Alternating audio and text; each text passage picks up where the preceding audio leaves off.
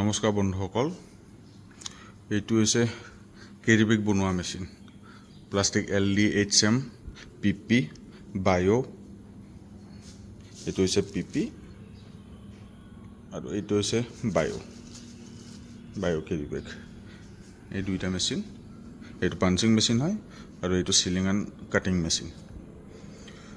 আপোনালোকক মই এটা কথা জনাব বিচাৰিছোঁ, মোৰ তাত বহুকেইজনে ফোন কৰি মেলি ফ্ৰডো হৈছে তেওঁলোকৰ লগত। তাৰে মাজত দুজনে ফোন কৰিলে। এজনে মোক হ'ল লখিমপুৰ বিহপুৰীয়াৰ চিত্ৰবন দেউৰী।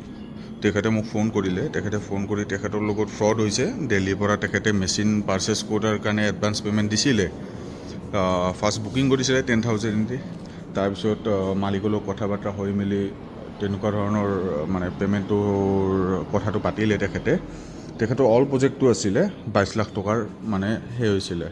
কোম্পানীৰ লগত ডিল ফাইনেল হৈছিলে, কিন্তু কোম্পানীয়ে কৰিলে কি, তেওঁৰ পৰা ফাৰ্ষ্ট বুকিং মেচিন বনোৱা বুলি কৈ কিনে বনাই কিনে ৰেডি আছে, আপুনি 2 লাখ টকা এটা দি দিয়ক। তেনেকুৱাকৈ 2 লাখ টকা দি দিলে তেখেতে। মেচিন যিহেতু ভিডিঅ' কলিঙত দেখাইছিলে তেখেতক, মেচিনৰ ষ্ট্ৰাকচাৰটো ৰেডি আছিলে তেখেতৰ। তাৰপিছত আপোনাৰ বাকী পে'মেণ্টখিনি তেওঁ বেংকৰ পৰা ল'ব 20 লাখ টকাৰ। তাৰপিছত তেওঁৰ তাত পে'মেণ্টটো গুচি যাব। তেনেকুৱা হিচাপত আলোচনা হৈ মেলি তেখেতলোকে কৰিলে আৰু পে'মেণ্ট দিলে। অল পে'মেণ্ট গুচি গ'ল। তেখেতক আজিলৈকে মেচিন দিয়া নাই। তেখেতক ফাৰ্ষ্ট 8 মাহ ৰখিলে তেখেতে। আজিৰ তাৰিখলৈকে 8 মাহ হ'ব বুলি ক'লে। আৰু তেখেতক ফাৰ্ষ্ট এমাহ ঠগিলে। তেওঁ ডেইলি বোলে 3বাৰ নে 4বাৰ গৈছে আৰু মেচিন দিব। তেখেতে মালিকজনে লগ নিদিয়ে। তেওঁৰ কোম্পানীটো আছে আৰু, কিন্তু কোম্পানীটোত মেচিনৰ ষ্ট্ৰাকচাৰখিনিহে আছে। এনেকুৱা মেচিন বনোৱা মেচিন নাই। তাৰ কাৰণে আপোনালোক জনালোঁ।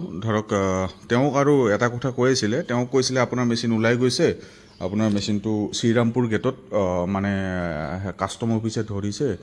কাষ্টম অফিচে আপোনাৰ এইটো টেষ্ট কৰি আছে। ইয়াতে যদি প্লাষ্টিকৰ ৰোল, তেখেতে দানা আনিছিলে, দানাবিলাক প্লাষ্টিকৰ বনাব বুলি, তেনেকুৱা ধৰণৰ মিছা কথাবিলাক কৈ আছে তেখেতক।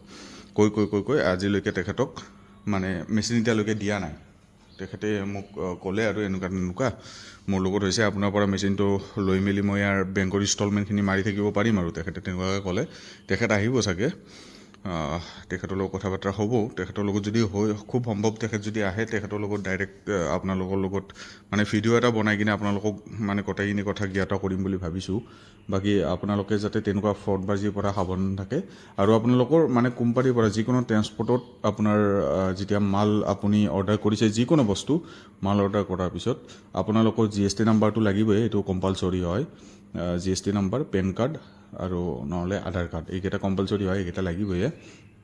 এইকেইটা হ'লে আপোনাৰ তাত এটা ইৱে বিল বুলি কয়, সেইটো ইৱে বিল এটা জেনেৰেট হয় আপোনাৰ মোবাইলৰ এগেইনষ্টে। GST নাম্বাৰত যি আপোনাৰ মোবাইল নাম্বাৰ আছে, তাত আপোনাৰ এমাউণ্ট সহকাৰে কিমান তাৰিখত ইৱে বিলটো জেনেৰেট হৈছে তেনেকুৱা ধৰণৰ এটা মেছেজ আহে।